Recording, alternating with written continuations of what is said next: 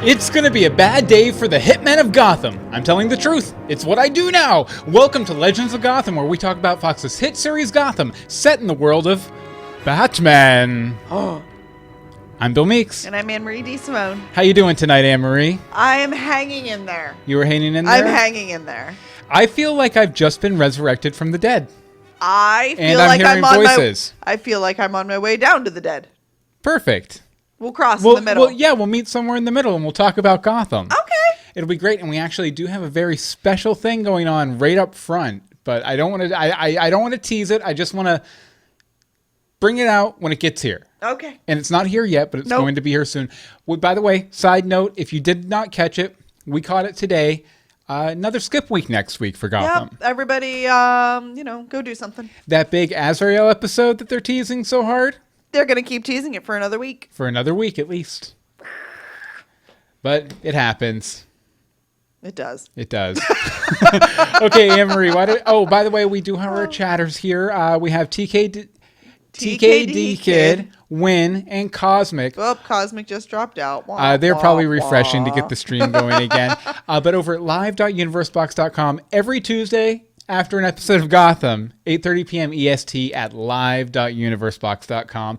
We love all of our chatters. We love that you guys have been so active. And when Bobby just popped in, all sorts of people. It's been a much more active chat this year. It's been nice. It's been this half season. Definitely. Yes. The show's just getting better and better. And Wynn says in the chat room that she can live with that Azrael for many, many more weeks. Uh-oh, well. Not a fan of Azrael. No, I not guess so much. Or Azrael? Azrael? Something like that. We'll get the pronunciation eventually. But Anne-Marie, why don't you go ahead and get us started with the riddling rhyming episode summary. This thing. Yes. Is Stabby Babs rehabilitated? Jim's lack of forgiveness leaves her frustrated. Does Karen have a small lizard hand? Her knowledge could hurt Hugo's strange plan. I was dying to do that. Who killed the Waynes? The ladies involved. Without Barbara's help, will it be left unsolved?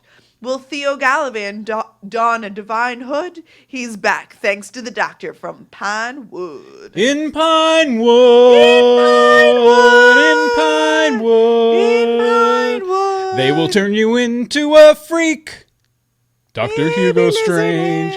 Anne-Marie, what'd you think? Baby lizard hand.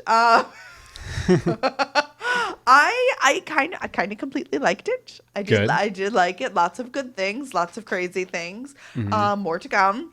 I think the best part of this is like it's all happening.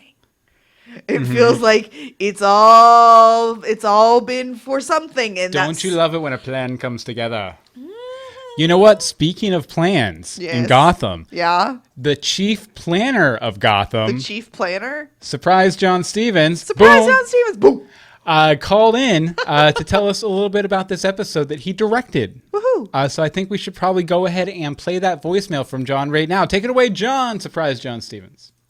Hi, this is John Stevens, executive producer of Gotham and director of episode 218, Pinewood, which aired last night, and which I hope everybody liked. The hardest scene to shoot in the episode by far was the scene where Mr. Freeze attacks the van carrying Alfred, Gordon, Bruce, and Karen, and the van crashes into the structure of the bridge. We shot it between midnight and about 4 a.m. on two separate nights in the South Bronx in January when it was cold and there was threatening to snow. And trying to get the van to crash just exactly correct was incredibly difficult. Made more difficult because we had a hard out where we knew we had to be finished because our permits were done at that point, which kind of speeds things up at a certain point. But it's also a lot of fun, at the same time. Any Easter eggs in the episode that we missed? I don't necessarily think so. I think we were pretty obvious with most of our eggs. We kind of made, scrambled eggs with them, and because we saw Galavan come back as Azrael at the end of the episode. But how is that story going to pan out? Oh boy. Anyway, I guess that's about it. I hope you guys like the episode and hope you watch next week. Thanks. There's no episode next week, John. We will watch the next episode, though, and we did love the episode, John. Thank you so much for calling in, Surprise John Stevens. Thank you, Surprise John Stevens. I will say maybe that's why Freeze didn't have a hood. Because they didn't have time because of the permit. It's very possible. Very possible. But thank you so So much they again, forgot John. it like in a trailer, and nobody could. You can't go back. You can't go back. But thank you again, surprise John Yes, Stevens, thank and you. we'll see you later. Bye. Bye. Excellent. Oh yeah, and Mom with Moxie in the chat room says that the FX action sequences are characters in and of themselves. Absolutely. I can definitely. I think, agree. and there was a few very big and good ones this week. I think. I love hearing from John Stevens. I do too. I love that he calls. He's such a nice fella. Okay, let's get started talking about the episode here. Oh, okay. So my first point I've titled Jim Gordon and the Philosopher's Phone. As we know, we find out the Philosopher was behind the Wayne murders, and the Philosopher is also Hugo Strange, who was a friend of Thomas Wayne's. Their names rhyme, so it must be true. The Wayne Strange. Now, it's pretty obvious, that Thomas's pushback against Hugo's strange experiments is what ultimately cost him his life. Yeah, pretty much. But how did that allow Hugo Strange to take control of the dark side of Wayne Enterprises? I will say, though, that for a while I was like, how did Hugo Strange become the head dude at Wayne Enterprises? Makes total sense now, because Wayne Enterprises in season 1, if you remember, was tasked with redeveloping Arkham Asylum. Yes. Which is why Hugo Strange is in charge, because he has some sort of power position within Wayne company, Enterprises. Right. And he obviously has a lot of control, because he was able to send hitmen after people. He's, kind of commandeered this whole Black Ops part of the company. The Black Ops. Yeah, and it definitely, through that picture that Lucius Fox brings out, we find out that he was involved in the very early days of the company, back pre-beard. Pre-beard. Yeah, when did he grow his beard? Was that one of his strange experiments? I'm going to been. grow a beard for a week, because I'm strange. So strange. I'm just wondering, did he get dirt on the rest of the board, or is he working under the auspices of a higher power that was able to get him this power position within Wayne Enterprises? See, I don't know, because last season we had so much with that board, and the board they were already trying to keep Bruce out of everything. Yeah. And it's like that never happened. Well, it's like, obviously the effects are still being felt. Was it Hugo Strange who was making them do that, or was it someone who Hugo is also working under? Like, is the board and I think there's someone else. Hugo under a common person, another higher up that we haven't seen yet? I think there's another guy. I mean, it's definitely been teased out by the creators that they would like to include the Court of Owls, and we have talked about that ad nauseum too. If you don't know about it, go listen to about 70% of our episodes. I go over it real quick. I'm not going to go over it here. But I do love overall that one of the things I love about Gotham's take on this whole story is that they've turned the Wayne murder from a random crime, senseless random crime, to basically the source of Batman's greatest villains. That's true. If it wasn't for Thomas Wayne and his approval of certain things, there might not be a need for a Batman. I mean, Gotham's a corrupt city, don't get me wrong. There's still going to be dudes. But there's corrupt, and then there's Gotham corrupt. And I think, a lot of what Thomas Wayne did with Pinewood probably hastens the need for a Batman. Yeah, I believe it. I believe it. I also loved the moment where Bruce realizes that it was one of his father's friends that betrayed him. It's just like he's a whole new level of piss now. Like, before he was like, man, I hate it that my dad's dead. Now he's like, you will pay. You have betrayed my father. Yeah, I just thought you just saw it in his eyes. If I was Hugo, I'd be a little scared of 14-year-old Bruce Wayne right now, or 15-year-old, or whatever he is now. Teenage Bruce Wayne. Teenage Bruce Wayne. Bat teen. Bat teen. No, Bat teen. Does he have back teen in his utility belt? He doesn't have a utility belt yet.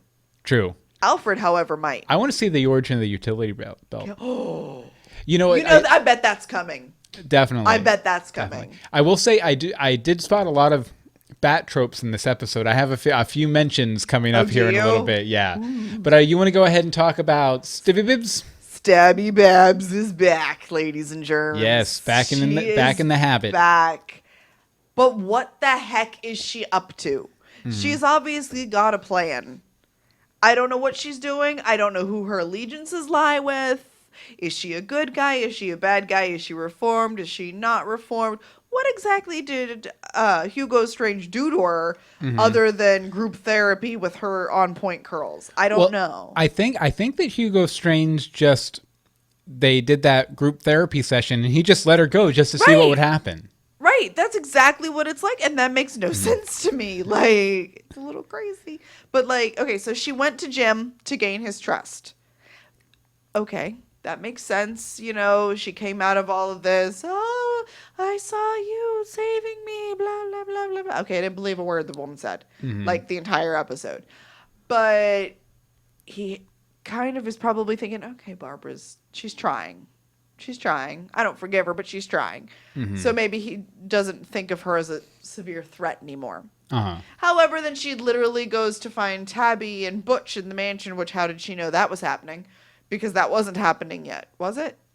No, because we chopped off Butch's arm. We're adding utilities. TKD kid says, yep, called it, LOL, about the like, triple double cross there with the lady and Jim. Yeah, you did call that on Twitter, definitely. You really did. I don't know.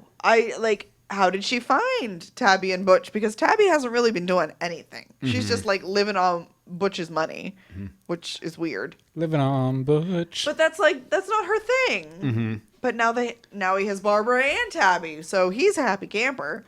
But what is going to happen next? I have some theories. Wynn in the chat room says Babs was just wants to be kind of famous. Context isn't important for her. That's very true. And I actually agree with Bobby in the chat room who says I think Babs was telling the truth to Jim.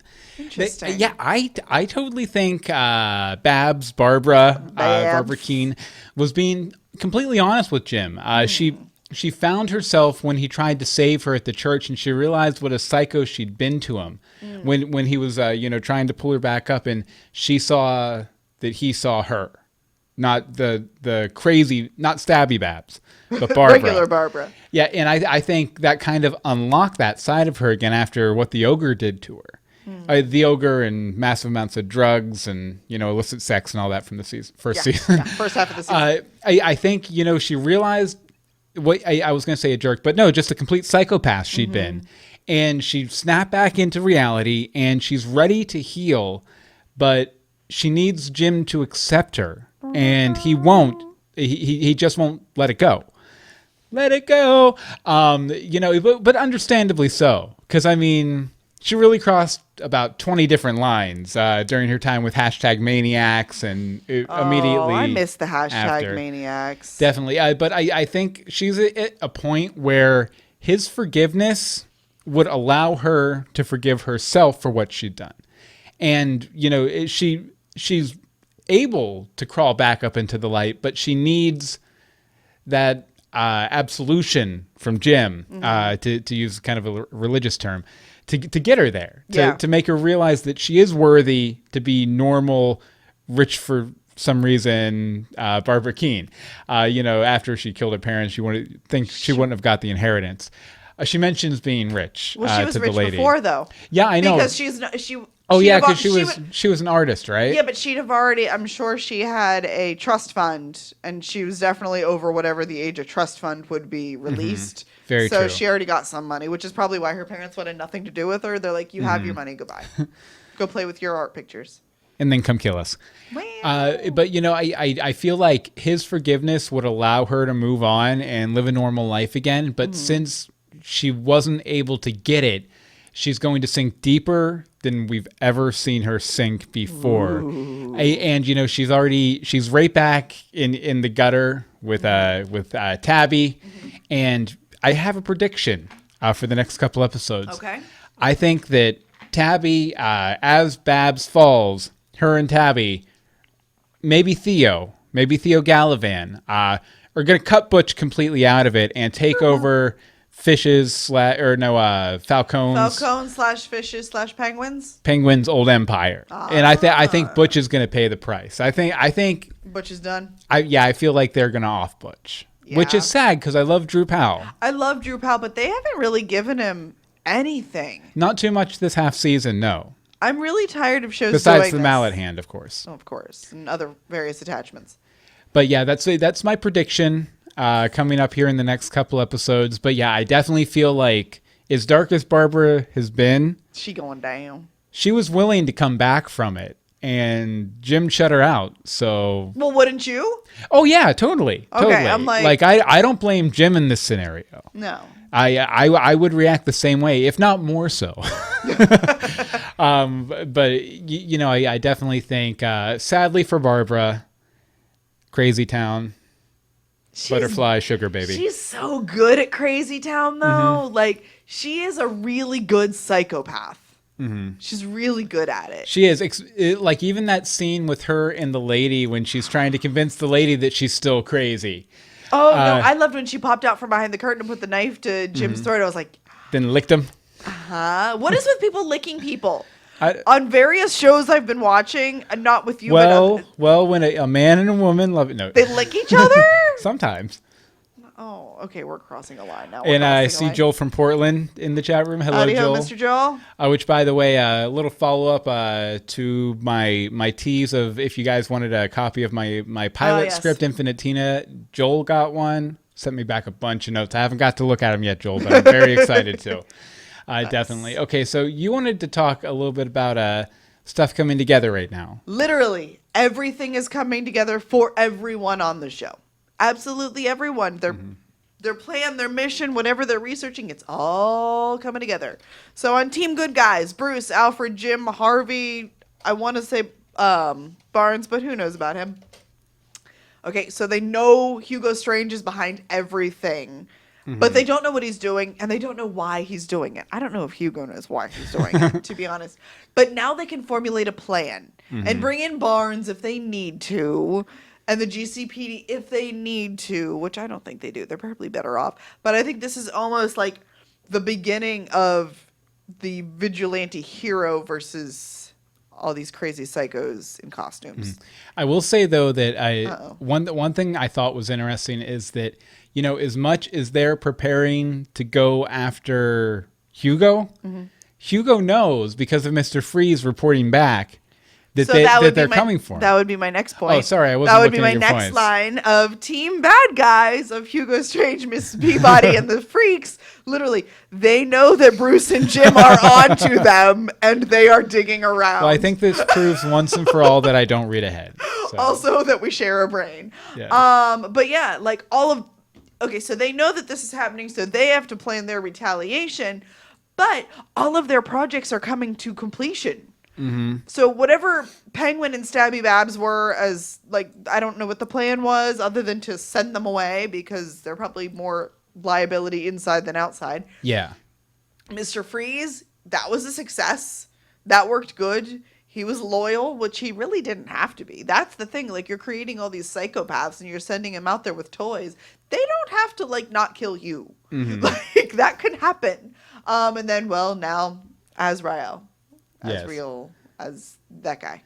Yeah, I'm wondering what all that stuff he was saying. I wonder if he's actually getting spiritual messages or if he's having visions or, it could go any way. But I'm guessing he gets the armor from Hugo. Yeah. Maybe. Oh, he got the costume? Because I don't think he's going to be able to... Oh, him. Yeah. Yeah, I don't think he's going to be able to work with the Order of St. Dumas anymore, right? Because they're all in jail, aren't they, from this mid-season finale? We don't really know what happened there. Yeah, I guess at least somebody got away. It's a big order. It couldn't have just been those guys. Maybe more monks and cloaks will be showing up. Maybe Tabby, when she jumped out of that window, she had a costume for him too. Who knows? It's really possible. Bush Dylan 12 in the chat room says, "Did anyone find it funny that Victor Fries was listening to or Fries was listening to heavy metal?" Hey, I was listening to that. LOL XD. I thought that was really funny that and it kind made of sense. Yeah, natural progression because who's the stereotypical person who listens to heavy metal? Someone who's really I don't have any emotion. And that's there it was. That's Freeze through and through. Exactly. Well, Anne-Marie, you know what time it is now? What time is it? 4:30. It's not late. Late. It's time to look at this Joker. Look at this Joker. Look at this Joker. Everybody look at this Joker. Looking at the Joker all the time. I'm trying to follow you and it's really not working there. It never does. Nope. Yes, look at this Joker, where we look at the hints, references, sort of things that remind us of, if you squint a little bit, of the Joker on Gotham. Ooh. You can get to this by going to legendsofgotham.com/look-at this-Joker, or just click look at this Joker right at the top. Do that. And we've been doing this since season 1. You know, we have Laszlo, or the awkward comedian. We have Laszlo, who wasn't a Joker at all, as it turns out. No. Bunch of stuff where we boldly claimed that we'd solved the Wayne murder. I'm thinking we probably didn't. Nope. And on and on and on. Look, there's Jim with a mustache. Very nice. And on and on and on and on and on, all the way up to season 2, episode 18. Pinewood. And just a little Joker reference this week. Do you remember during the heist, Jim's running up to the truck after the lady gets out and gets the bag of money? You know, another week, another piece of Joker graffiti pops up on a wall. Twice. There was 2 different ones, actually. Was there 2? There was 2, and they were both in this scene. But it was a different... It was definitely a different... No, it was a different bridge. Or it was a different bridge. A different bridge. Just a little, crazy eyes and a smiling mouth that says ha ha ha ha. And that's been that's been what we get. Yeah. That's been what we've been getting for the whole season, really. Well, we're probably ramping up to something a little bigger, I think. I think so. Probably, but I guess no one's cleaning these up. I guess in Gotham City, vandalism is the least of their problems. Yeah, probably. Most likely. But let's look at this Joker. Okay, Anne-Marie, why don't you tell them about the Patreon? Hi, we have a Patreon over at patreon.com/universebox, and it's a way to help support all of our podcasts. Legends of Gotham, Greetings from Storybrooke, and We're So Lost coming next week since we're off from the show.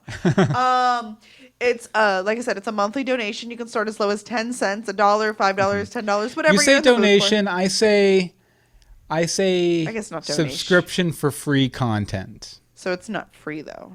It's free content. You can get it free one way or the other. That's but true. If you pay the subscription, it helps us do it. This is true. You also get some exclusive stuff too. You do get some exclusive stuff. We have these patron hangouts, which we should have another one coming soon, actually. Where we invite all our patrons to come into a Google Hangout and we chit chat about things and stuff and junk and like Batman v Superman. Yeah, and the drama. And then, are we doing a reading of your book next time or your my pilot? We're definitely doing one of those probably in the next week or 2. Yay! So yeah. So things like that will probably be patron exclusive-ish. Ish. I said ish. But yeah, so patreon.com/universebox. Yeah, and we want to donate. We want to thank our 28 patrons who are currently giving us $124-ish a month. I think it's a little bit more than that, but it's weird how they calculate it now. Anyway, patreon.com/universebox. If you donate, we will get tattoos of your name on our butts. Patreon.com/universebox. And remember to think outside. I do not support that statement. Remember to think outside. I support that statement. Definitely. Let's see over here in the chat room. Joel says a dad joke. That would be to Bush Dillon's Mr. Fridge Needs to Chill. Mr. Fridge? Mr. Fridge needs to chill. Mr. Fridge needs to chill. TKD Kid says, I still think Hugo is tangling Nora. It's a general consensus of the chat room that Nora is still alive, and that's how he's keeping Freeze in order. Interesting. I disagree, but... I mean, we saw her kind of melt down a little bit. Yeah, but she started to... Then again, Hugo has some sort of regenerative stuff going on, you know. It's very true. Worked pretty well with Theo Galavan. Does he have bone creating things though? Well, actually he does. This episode we see the x-rays from Karen's hand. You know, her tiny lizard hand. Baby lizard hand. Baby lizard hand. Okay, so I wanted to talk a little bit, and I teased this a little before, about some classic Bat tropes that happen in this episode. Basically, it all revolves around the Karen character. She's a classic Batman one-off character. She's somebody that Bruce needs to save, but ultimately ends up inspiring to make their own heroic sacrifice. Because you can tell her time spent with Bruce turned her from this cold old baby lizard hand hermit into somebody who would be willing to sacrifice their life so Bruce and Would stop. Jim and Alfred could get away. Yeah. That's it. Which was really cool. And also, his anguish at losing Karen when he went, although the sound was off. You're supposed to with me. That's another Bat staple. Kind of mourning the loss of an innocent in the pursuit of justice. As Alfred says, it's the price of Bruce's mission. There will be others. And it's not really Bruce's fault that she died. But I love the way that he already has to weigh the cost of justice, even at this young age. Yeah. He also learns that his dad was faced with similar choices. Pinewood, the dream, the project he planned on, versus what it became under Hugo Strange. I wonder what the plan was Philosopher. supposed to be. I don't know. Maybe it was actually fixing her arm. Maybe the plan was to create like superhumans or something like that, like good superhumans, like nice superhumans. But then they got the prisoners involved and Hugo Strange. Although I will say that Karen jumping in to sacrifice herself in this episode, it kind of reminded me of Doctor Who and his companions. You remember in the David Tennant era? I'm sorry if you're not a Doctor Who fan. Yes, the answer is yes, probably. But in Journey's End, where Davros and Dalek Sek kind of say to the Doctor, you turn people into living weapons to fight for your cause. Yep. And that's kind of what we see here with Karen, which I thought was interesting. And something that, like I said, it's a classic Bat trope. It happens to Batman a lot. So it was really nice to see that here. And another classic Bat trope I noticed was Alfred reminding Bruce to eat as he sets off on another adventure. Shove some food down your throat. Yeah. It wasn't even like, go eat. It was shove some food down your throat. I loved that. Yeah, and let's see. Bush Dylan 12 in the chat room says, and completely agreed. Who else got vibes off Batman when Bruce was on his computer, the Bat computer? I really enjoyed that dynamic, though. Lucius Fox. No, with Lucius Fox and Bruce Wayne down in the Bat cave working on the Bat computer. Although I do wonder, Thomas Wayne must have not been terribly security minded, because he thought enough to encrypt his hard drive, but he didn't encrypt his calendar and had the name of somebody who he shouldn't have been meeting with in his unencrypted calendar. It was password protected, but it's probably plain text. The password was Bruce. I learned it by passwording Bruce. Okay, so you wanted to talk a little bit about Thomas and Karen's relationship. Yes. Okay, so the way Karen explains their relationship is that Thomas Wayne cared for her like he was her dad.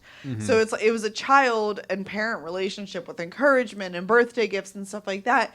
And I think that as an only child, it was hitting Bruce really, really hard in different ways, like slight, very, very slight jealousy of, hey, my dad put these emotions towards someone else. But more, he seemed to connect with her instantly in a brother and sister relationship. Yeah. And that's why he just was like, all over again when she was killed, and that bond was ripped there it went immediately, so quickly. Like they'd really just made that established, and bye-bye.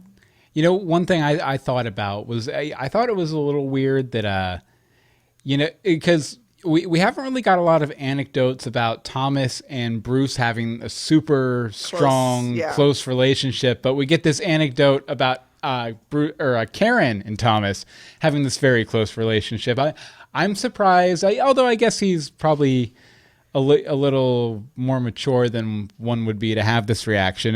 There wasn't some sort of jealousy there, like, why was my dad taking care of the killer lizard girl? But it really could have been because she's very young. Like, if she's been, baby dinosaur hand for 10 years, how old was she when she was put in Blackgate? Like, she's not old. She couldn't have been very old at all. Like, she had to have been like a teenager or even like a tween, if you will, that was just charged as an adult for some reason. Yeah, so I definitely loved her as just like a nice one-off character, though. Like, you know, a lot of times they bring in these characters who have a history within the mythos and stuff. I think Other Anne Marie was actually asking us on Twitter, who's this person in the Bat mythos? Because she always asks us that. And no, nobody. But it was a very nice, very fleshed out, well-developed one-off character. And you know what? It's nice to see that. It's nice to see shows that can do that. And, you know, I think it cut us all really deep. For sure. Over in the chat room, Joel from Portland asks, is Anne-Marie beatboxing? No, she was typing. I was typing. Bobby says, I got Batman vibes all through this episode. David is killing it. Yeah. Very much agreed. David. Sorry. David. Bush Dylan 12 says, do you guys think this is Earth 2 because of all the differences or just a different universe? It's Earth G. We've always said that. It's Earth Earth G. Earth Gotham.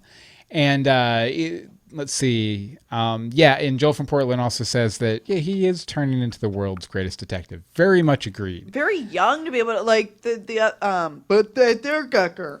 Alfred and Lucius are just like, it's gonna be decrypting for ages, and he's like, all right, I'm in the calendar. They're like, what? You know who else agrees though? Who? Surprise, John Stevens. Hi, John Stevens. Hi. I don't know what the picture looks like, so I'm just like making faces. That's fine. Okay, I want to talk a little bit about the heist. The big old heist at the end of this episode. A very, very daring move here by Jimbo. Yeah. He's gone from being anti-vigilante and the Balloon Man, because remember he has that whole speech with Barbara where he's like, vigilantes aren't good. I hate vigilantes. Vigilantes should be drug out into the street and shot by not the police, but by, oh, wait a second, those are vigilantes. They should be shot too. You know, this big drawn out speech arguing against vigilantes. And here he is now. He is one. He's not just a vigilante. He's a masked vigilante. Yeah, he was literally a masked vigilante. Which I think is pretty cool. I thought it was interesting, though, that both Jim and Alfred were willing to take Bruce out on this very dangerous mission. I could see Alfred doing it solo, like taking Bruce, because, it's all part of the mission or whatever. But bringing Jim in on that and letting Jim letting Bruce go out like that. I thought they don't have a choice anymore. Bruce is just going to go do it. And they would probably rather be there with him as backup, because really they're Bruce's backup. TKD Kid in the chat room says, Jim finally gets Barnes back on his side. He just blew it again with the heist. Yeah, there was some foreshadowing. I think there's going to be some blowback on that for sure. Oh, absolutely. But I think as far as Jim, Alfred, and Bruce running around causing havoc. If we can get a lot of that in Mask, if we can get a lot of that in season 3, if that's all of season 3 is them just running out on missions, I'm completely okay with that. Completely okay with that. And at the end of the heist, we get to see Mr. Freeze's new suit after seeing Hugo's new parka. But I love the parkas. But I thought, his suit looked really, really good. I'm not going to lie. There was some set photos that came out a couple months back. I think we covered them, where it looked really weird and really a little too bright for Gotham and everything. But the color correction they did on the show, it made it look a lot better, made a lot more sense, and I thought it looked really good. Minus one thing, a lack of something. Oh. Get a mask or a hood. Get the dome. No, he needed the freeze dome. The freeze dome. They straight up said if he left a certain temperature, he would die. His head is leaving that temperature. Yeah, which we heard from John Stevens. Maybe they forgot it or something, and they were running out of daylight. But nighttime. Or running out of daylight nighttime. But that's some advice for Freeze. Get a helmet. Get a helmet. Or for the heroes, aim for the head when the dude's shooting ice at you. Aim for the freaking head. Yeah. Definitely. Seeing as how that's all we saw on Twitter that entire time, everybody's just going, aim for the head. I'm just going to shoot him in the armor a bunch. This'll work. Pew, pew, pew, pew. Aim for the head. Let's see. Over in the chat room, what do we have over here? Let's see. Bush Dillon says, do you guys think that the longer the show goes on, will the show get more comic booky? I think it's pretty comic booky already. Yeah. And Bobby says more comic booky, and Joel from Portland says more comic booky. Look at these characters so far. They had parts where they chewed the scenery, and yeah, that goes back to something we addressed a lot more in the first season. Actually, was a lot of the presentational acting that a lot of the villains have, which I love. It's awesome. I think they're doing an excellent job. I mean, I don't understand the comic booky anything because I ain't reading that stuff. Mm-hmm. Nobody got time for that. But I love the style, and I just love how it's maturing. The show itself is maturing. Definitely. And it's fun. I love it. I like it. I love it. You wanted to talk a little bit about Lucius, right? Lucius. Lucius. Okay. So he talks about there being other Black Op projects because they all have fluffy names like Pinewood Farms. What? I will say the other names I jotted them down: Running Wood and Winding Ridge. Okay. But how many of these things are there? What are they doing? Are they all different? Are they all different medical facilities? Is there one military Is there one, a big, group of programmers? I want to know what's going on. Is there a group of lumberjacks? One is just a dark roast coffee shop. Oh. Yeah. Well, I need that address. Hence Black Ops. They don't have creamer there. That's running wood because they brew the coffee over wood. Guys, you have no idea how much I needed that. We put it together. We figured it out. Yeah, but I do wonder about what other kind of Black Ops stuff is going on, and because there has to be other stuff. If Thomas was trying to shut that down, or if he even started those, or if those started after or around. Speaking of Lucius, though, something I want to know: if he's pretty connected to this company and knew about Thomas's double life, why didn't he know about the Philosopher? Why didn't he know about Hugo Strange? Dude, there are so many questions about that man. Did he not recognize him with the beard and the glasses? Maybe he wasn't in on that part of it. That's true. Because it's a pretty big company. Well, it's a pretty big company, but also he said that picture was from 12 years ago. The stuff with Karen ended 10 years ago. Mm-hmm. That leaves an 8-ish year gap. I think there's somewhere in there. There's a somewhere 8-ish year gap between there and Thomas dying or being murdered, whatever. That Lucius could have started. It was a really long way. There was a lot of math. I'm sorry. I can't function. Oh, it's okay. I was very happy to see Lucius back, though. Yeah, it was really good to see him. He has been sorely missed, for sure. Absolutely. More Lucius. Please. Lucius, please. Okay, I wanted to address something here. Okay, what you got? What you got? Jim Gordon is punk rock because he did it Jim's way. Yeah. I had to point out you will take any moment to point out punk rock.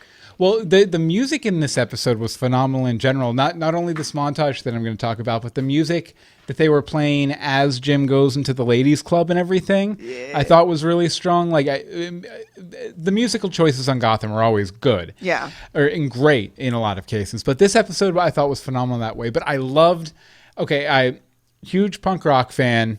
Sid Vicious did a cover of Frank Sinatra's My Way. Back in the 70s or 80s, I think. It was towards the end of his life, I believe. But it's sort of this weird cover where it starts out where he's singing really horribly, Roseanne and Barr singing the national anthem. I don't want to, ever. Bad if you catch that reference. But then it just gets into this really I did it my way. Well, you heard it in the episode, and this very, very strong punk rock performance of this really sort of classical song. I'm an old punk at heart, and that tune is about as punk as you can get because it kind of blends this whole establishment song, your grandparents' song, with this really punk rock attitude where for the first minute or so, he's not even singing, he's just warbling. Yeah. And then it gets into, really good punk stuff. Side note, the whammy drawer. Love the whammy drawer. I think it might just be my favorite thing from Harvey Bullock this season. Just, if nothing else, because when Jim picked up the nunchucks, I imagined Harvey Bullock using nunchucks, and that was just hilarious. Yup. Like, where did he Definitely. get those? Michelangelo? Maybe. Well, I mean, they did just do in the comics the Batman Teenage Mutant Ninja Turtles crossover. Maybe the Turtles are running around in the sewers underneath Gotham. Who knows? Joel in Portland says, a little surprised that Lucius is not aware of Strange, given that they both work in some form for Wayne Enterprises. So he agrees Also, with me. shouldn't he have known that somebody might have, like, tracking or whatever on Wayne Enterprises systems to know when a certain person was searched? You'd think, but I think he's thinking he's one removed from Lucius, or maybe Lucius has some way to cover his tracks since he's a computer expert and all that. True. He did Very true. rebuild a computer that got whacked, A Commodore 64 at that. basically. And he didn't even have the original 5 1/4 floppy disk drive or Sure. tape drive, He probably had them somewhere else. maybe. Possibly. Okay, you wanted to end talking a little bit about Bullock too, right? Yes, I did. So Bullock's training Alvarez now to take over Jim's position. That's interesting. Halibut's putting on socks because that's fun. Another classic Bullockism. I love Bullock. I love Bullock and his squished pizza and his 2 things of beer. Like, but are we going to get more of Alvarez in the show? Because that would be kind of nice. Mm-hmm. Though he is an actual police officer, so he may not have time. It would be nice to have an episode where he just Yes. has a whole story arc of his own, or like a side plot. Yes, with Alvarez. You've done enough press. Let's get you on the show. Like Jim has to help Alvarez move. No, Or something. he has to move him out of Jim's seat. No, I think it would be nice to see an actual, because he's been so important in so many different storylines. It'd be nice to give him a storyline, or like he shows up somewhere that Jim's doing something stupid before Bullock can get there to like deflect. I don't know. It'd be interesting. Yeah, I did enjoy that line though. That was a very good. And we did find out in this episode too that we were wondering where Jim was at last week, and yeah he's staying at Bullock's. Staying at Bullock's. That's good to know. Yep. Okay, so let's see here. Time for the arbitrary. Mom with Moxie says Lucius did say he was aware of dark projects, but not included in the upper echelons. That's fair. So yeah, definitely. That's fair. Okay, so let's see here. Time for an arbitrary scale. Okay, I'm channeling the great beyond, the Order of St. Dumas. Sister, sister, what should I do, sister? Sister, sister. Out of 17 licks to the center of Jim Gordon, how many licks to the center of Jim Gordon do you give this episode, Anne-Marie? Wow. Can I give the overall episode about 14? 14 what? Licks to the center of Jim Gordon. Thank you. But that final reveal of he's alive is 17. Nice. Nice. Because that whole scene was just fantastic. You're that excited for Theo Galavan? I am. Feel free to weigh in the chat room, too. Yes, please. Guys. Let's see. As for me, you know what? I think I'm going to have to give it straight up 17 licks in a nibble. Oh, in a nibble? 17 licks in a nibble after she gets through to his brain. She also has a very rough tongue like a cat, which is why she's How able... would you know these things? Which is why she's able to get to the center of Jim Gordon so quickly. Because it's like sandpaper. You've got to stop. You've got to stop. No, but Bobby, dear God. Exactly, Bobby. No, but I thought it was a phenomenal episode. It felt like a Batman adventure in a lot of ways, and I really love seeing Jim be a complete hypocrite and turn into a vigilante. Yep. And I also really like all the mythological stuff that's happening. Okay, let's see over in the chat room. Wing gives it 13 licks to the center of Jim Gordon. Joel from Portland gives it 13 licks to the center of Jim Gordon. TKD Kid gives it 16 licks to the center of Jim Gordon. And I think... and Bobby's terrified. Bobby's terrified. He will never weigh in. But no, a great episode. I wish there was a new episode next week, but there's not. There's not. So we'll have to wait for Azrael. Azrael. And Cosmic gives it 15.856 licks. I wonder what is a 0.856 lick? Is it like, but it doesn't touch? It's like, I don't think it's like half. Bobby says, one, two, three. 15 licks to the center of Jim Gordon, which is Thank you. actually what I was referencing, you perverts. Yes. Okay, now on to the news. News. First up, the ratings. The numbers for Monday, which are pretty unimpressive all around, were pretty unimpressive all around. At Fox, Gotham 1.2 was even with last week. Sorry, I had to mutilate a couple sentences to get that. Oh, it's okay. It's okay. But yeah, definitely, not the greatest, not the worst. No, they're doing better than others in the area. In the evening. Mm-hmm. So TKD Kid says, why do they keep doing the breaks? There must be something going on. There's probably something going on next week. Or that would get them the last 3 in a row for sure. So maybe they had an end date they had to hit. I will say a silver lining to all these breaks is that this puts us an episode closer to the guys from Gotham TV Podcast. That's true. Our podcast besties. Bays. Don't use that. Our podcast. Don't ever use the podcast we're going steady with. Yeah, the podcast we're going steady with over in the UK, who are a little bit behind us, but this brings us an episode closer together. This will bring us a lot closer. Unless they have a skip week. Okay, but next week's episode, Season 2, Episode 19, is called Azrael, and we're going to watch not one, but 2 promos for it. Well, the second one's like almost 4 minutes. Is it almost 4 minutes? Yeah. Maybe we won't watch it, but we'll point it out. Yeah. Let's see here. We have, I'm just going to say, we have a comic-accurate Azrael. It's obviously Theo Galavan. We have Ed in prison. No, he's in Arkham. Yeah, in Arkham, yeah. Well, I don't think he's crazy. We have Azrael like standing on tops of bridges and busting through doors and fighting Captain Barnes. And Bruce is giving some sass to Jim. And it looks awesome. It looks about as close as you're probably going to get to Batman on Gotham before. For now. It's so good. I really enjoyed it. I can't wait until next week's episode. And also, I'll point out that the folks over at Gotham sent us this trailer today. And we won't watch the whole thing, but basically what they've done is they've cut an entire movie trailer for Azrael, the movie. And it's crazy because I watched about a minute and a half, volume, of it. And to see David age is kind of crazy to see where he started. Mm-hmm. Because that's probably, 3 years now? Yeah, and it's cut very much like a movie trailer to where the whole series has been leading to this sort of thing. Yeah. But I definitely highly recommend you watch it. We do have a link to it in our show notes at legendsofgotham.com. Yep. Over in the chat room, Wynn's like, meh. She's not a big fan of the Azrael. Not at all. Well, I hope they prove you wrong, Wynn. I hope you walk away liking it. If not, come here and complain about it. We'll take your complaints. We'll take your complaints. Call and leave a voicemail. You haven't done that in a while. Yeah. Yeah, definitely. What the heck? Yeah, Wynn. Yeah, Wynn. Yeah, Wynn. You know what? In fact, in 2 weeks' time, after they air Azrael, I want you to get up off your couch. I want you to walk over to your computer, and I want you to email legendsofgotham@gmail.com or tweet us at Legends of Gotham or Facebook us at facebook.com/legendsofgotham or voicemail us 424-274-2352. Again, that's 424-274-2352. I'm talking to you, Wynn. And we love you. And actually, I'm talking to everybody who listens. Yes, please. Let us know what you think about Azrael. And Azrael. But people always do this. They always call and let us know what you think. And Wynn says, fine, you may be sorry. I hope we are. Okay. Not.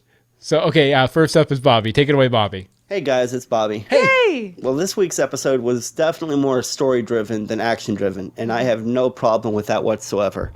I loved every story beat along the way in this episode. It seems like maybe I was about half right with the whole Barbara losing her memory thing. She didn't lose her memory, but it seems that she did wake up a somewhat different person. I love that how she tells Jim that it was the image of him saving her that has kept her going this whole time and makes her want to change. And I, for one, actually believe her. This show does an excellent job of making you feel sympathy for people you really shouldn't be feeling sympathy for, and I love it for it. Bruce is well on his way to becoming Batman, and he kicks ass. It's great to see he's actually getting some detective skills, and I like that in the beginning, he didn't have, it shown growth of this character, because when he started out, he was like the little rich boy, he was like Richie Rich, and now he's totally Bruce Wayne / Batman. That scene where he said, "It's who I am," I mean, that's dead on Batman. And then, of course, we're diving headfirst into Indian Hill. I gotta love that. The only things I missed about this episode were what's going on with Penguin now. Pangy pants. Thank you. What is where Nigma? I take it he's in Arkham. How's he settling in? And then what happened to Selena after she left Bruce's house? I'm sure those are all things we'll touch upon in the near future. There's so many things going on in the show. Love tonight's episode. Out of 343 pieces of flying cash, I'll give it 337. Make it rain. Nice. They did make it rain. They did make it Very rain. much so. Wayne made it rain. That's all I'm going to say. Okay, next up is Jordan. Take it away, Jordan. What's up, guys? This is Jordan. Yay! And what an episode we just saw. Holy crap. Let's see. Start with Barbara coming back. I knew she was going to help Jim. I called it on Twitter. That was kind of cool. She helped Jim. Of course, Jim still doesn't trust her, which is not surprising there. How about Bruce and Alfred and Gordon getting to the bottom of the Wayne murders with the help of Fox? They found out it was Hugo Strange, finally. Now, I think that Hugo Strange is going to stop at nothing to get after Bruce, because now he knows Bruce was with Jim and this and that, and it's going to be chaos, just plain chaos. I also want to get you guys' thoughts on Theo Galavan as Azrael now for the preview for next week. We saw him in the Azrael suit. I want to get you guys' thoughts on that. Too bad. Sucks we didn't see Pingy Pants or the Riddler in this episode, but we'll get there. Also, I want to give you guys thoughts of who's going to come out of Hugo Strange's lab next. Fish Mooney or Jerome? I think it's Fish Mooney. All right, guys. Thanks a lot. I think it's Thomas Wayne. No, I'm kidding. No, that's not going to happen. No, if I had to guess, I'd say actually Firefly. Yeah. I'd say Firefly's next. Then after that, Jerome. Then after that, Fish. Then after that, Thomas and Martha Wayne. But they're like sewed together into one monstrous Mega Wayne. Okay, next up is... Mega Wayne. Really? A Mega Wayne. A Mega Wayne. Okay, next up is Mike Pasqua. Take it away, Mike. Boy, we got a lot of stuff this week. We got Barbara coming back to help Jim in her own way, but returning to Miss Galavan. We got another arrest of Bruce and Alfred. We got also, here's something else that a lot of people didn't notice. We got a precursor to possible phantasm. Think about it. Karen, that character Karen, is a precursor to Phantasm. I definitely, and you're talking about the 1993 or 94 animated movie Batman Mask of the Phantasm. I definitely see a lot of similarities there, Mike. We got Azrael. Now, granted, it's too soon for John Paul Valley. It really is. But we got Azrael, and we got the Philosopher and who exactly he is. And it is none other than our favorite crazy doctor, Hugo Strange. This has been Mike Pasqua. Nice. Thank you very much, Mike. Thank you, Mike. See, over in the chat room, Joel says, TKD Kid says Jerome will be last, probably not till season 3. I could see them ending on Jerome's resurrection. Yep. Joel says, I'm thinking much, much later, like when the show wraps up. And Bobby says cliffhanger. Mm-hmm. And Mom with Moxie says, where the hell is Two-Face? He has a show on NBC now, I think. So Harvey Dent does. So I don't know if we're going to be seeing him that soon. Well, and another, we're supposed to get, what was it, Mad Hatter this season? Like, we have 3 episodes left, guys. Although I did see over on the Gotham subreddit that there was, in one of the promos for upcoming episodes, there was a page of an Alice in Wonderland book. So we have that. I wouldn't be surprised if he didn't show up before the end here. Okay, this next one's from Joel from Portland, right?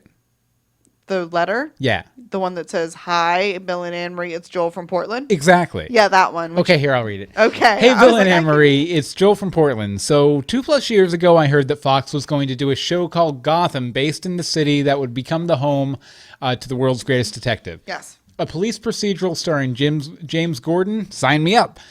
This week's episode is what I imagine that show to be. Real investigating and fewer villains made for a great palate cleanser. Everyone was a detective, even Stabby Babs. I like how Jim is becoming proto-Batman, wearing a mask at times to fight bad guys and borrowing street weapons from Harvey, which he most likely confiscated or brought home from the weapons Costco. Yes. Oh, I miss weapons Costco. I do too. Doing so allows him to find the lead he needs. And let me make sure I get this straight. Victor, the Philosopher Strange, hired the lady who hired Matches Malone to kill the Waynes. No, Hugo Strange. Yeah, it is Hugo Strange. Not Victor he Strange. Must have got confused with Victor Freeze. It happens. Fries. It's okay. Yeah, but you got that straight pretty much except for the first name there. Which ties us all the way back to a Bitter Pill to Swallow 9 episodes ago where the lady first appeared. Yes. Love it. I Love it. the synchronicity. See, I was so confused. Like the first half, I'm like, how does he know that the lady is involved? And then like, this was Match's last known. I was like, oh, thank you for answering that. It feels like they just threw Freeze at the end to give it as a gimmick. It almost would have been better, more emotionally painful, and more dramatic if the reborn Galavan killed Hoserbutt. I'm guessing he's talking about Karen.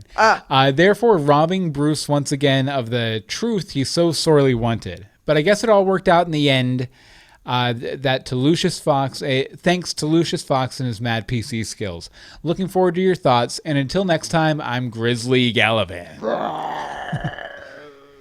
Yeah, and they do mention over in the chat room too that we're also supposed to be getting Clayface or Basil Carlo as Clayface, and I definitely think I feel like they're just kind of peppering the villains throughout, and then they're all going to come together in the last episode or two. Yeah, pretty much. So it's going to be crazy. I'm definitely excited for that. I hope it's as big as I imagine it in my head, because the Order of Saint Dumas was not. Yeah, it was like the Order of Saint Dumas was a letdown. It was 12 guys going to a Scream convention.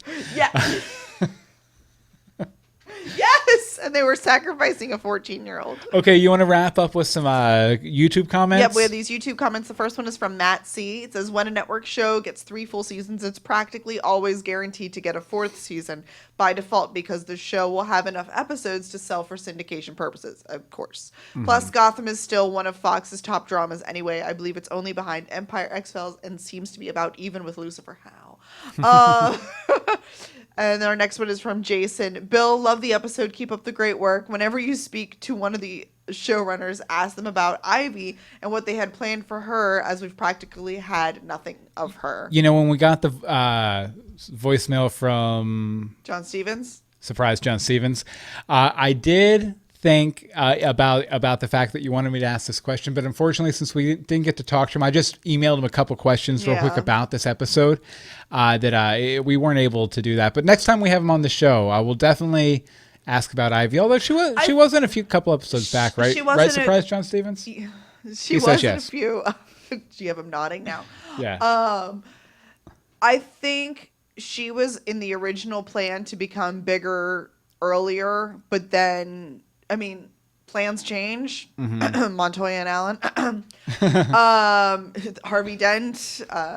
We've had a lot of people come and go. Butch even. Plus, there's really only so far you can go with that character when she's 12. When she's 12. Right. So maybe, this is set for later in, a later season. Maybe season 4 is going to be more her.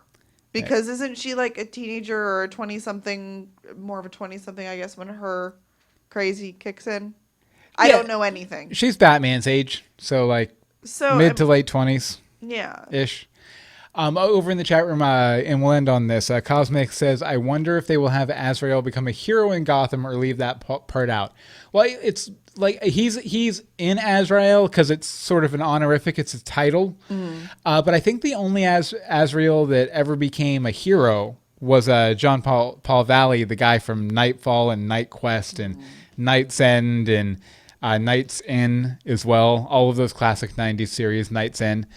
It's a motel. But you, Azrael, he's coming to Gotham. And you need to be coming to your back computer to email us, legendsofgotham@gmail.com. Tweet us at Legends of Gotham. Facebook is facebook.com/legendsofgotham. And when I'm talking to you, voicemail 424-274-2352. Again, that's 424-274-2352. I wish I had a voice modulator because that really hurt my throat. Yeah, pretty much. Emery, where can people find you online? You can find me on Twitter at DeSimone, or you can check out my newly resurrected blog, crunchycrafty.com. As for me, you can follow me on Twitter at Bill Meeks. You can follow all of the podcasts we do at universebox.com. And, keep your eyes out on my tweets or on Universebox's tweets. Because we will be doing a live reading of my pilot on this YouTube channel sometime coming up in the next week or two. Yep. I think a couple of people from the chat room are going to be characters in it too, so that's a lot of fun. Okay, and finally, surprise John Stevens. Where can people find you online? You can find me at John R. Stevens on Twitter. And I also executive produce and direct episodes of Gotham. Thanks for watching, folks. I'm on IMDb because I'm legit. I'm surprised John Stevens. He's never going to call us again after what we've done to him. I think he will definitely call us again to berate us for how we've treated surprise John Stevens this entire episode. But thank you again, John. Thank you so much. Thank you to our chatters over at live.universebox.com. Bobby and Cosmic and Mom with Moxie and Joel from Portland and TKD Kid and Win and Chan Serve, the most important chatter of all. And I guess that about does it. Like we said, going to have a week off. Absolutely. Everybody rest up. Definitely. Join us next time. For more Legends of Gotham.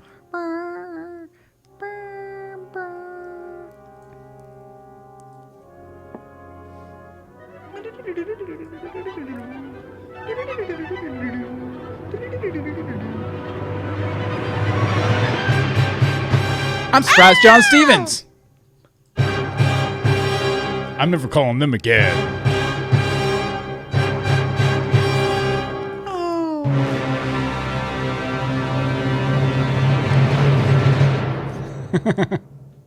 No, I was not a theater major at all. No, never.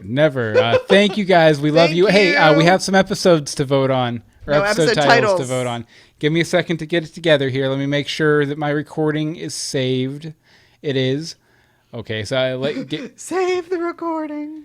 Yeah, and I guess TKD Kid is heading out, or you should hang around because since you won't be able to join us in 2 weeks, TKD Kid, you should hang out for the episode title vote-a-thon that we're going to have here in just 1 second, as soon as I can get it all set up here, because I do it a really weird, complicated way now. Let's see here. Okay, there we go. Open image and tab. So many things, dude. So many episode titles to choose from. Look, Bobby's already like Jim in the Philosopher's Phone. Okay, so we have He Did It Jim's Way, Jim Gordon in the Philosopher's Phone, Baby Lizard Hand, Bat Teen, Babs is Down in Crazy Town, Killer Lizard Girl, Running Wood, and Wayne Making It Rain. He did it Jim's way. Oh yeah, and I usually give this over to you guys. Yeah. Tag, you're in the chat room. So you can take a look at your own on your own time. But yeah, we just need to decide between some of these. Actually, all of them fit just barely on the screen here. I was wondering. I was like, that's quite. So we have one for Jim and the Philosopher's Phone. We have one for Running Wood. He did it Jim's way. I think TKD Kid might have suggested Running Wood, though. I think they did. Maybe. No, I thought that was... was that Bush Dillon? Bush Dillon. Might have been Bush Dillon. Okay, so we... when Jim Gordon in the Philosopher's Phone. That is really funny, though. We have two. Unless we get another one in the next minute or two here. We're going to have to go with Jim Gordon in the Philosopher's Phone, which is really long. Might be our longest episode title ever. We try. But worth it. No, it wasn't me. It wasn't me. It wasn't me. It was me. You know who it was? Surprise John Stevens. Surprise John Stevens. And yeah, we have a third one for Jim Gordon and the Philosopher Stone. I think that's what we're going to go with. So Nice. we're going to go ahead and head out of here. Goodbye, guys. Goodbye, John Stevens. Farewell. Actually, he's over there. I can't see it, so for all I know, I'm can't see punching it? him in the face. You might be. Surprise John Stevens. I think we're going to keep Surprise John Stevens around for a while. Oh, I love when we keep pop-up characters. Nice. Night, guys. Night. Bye.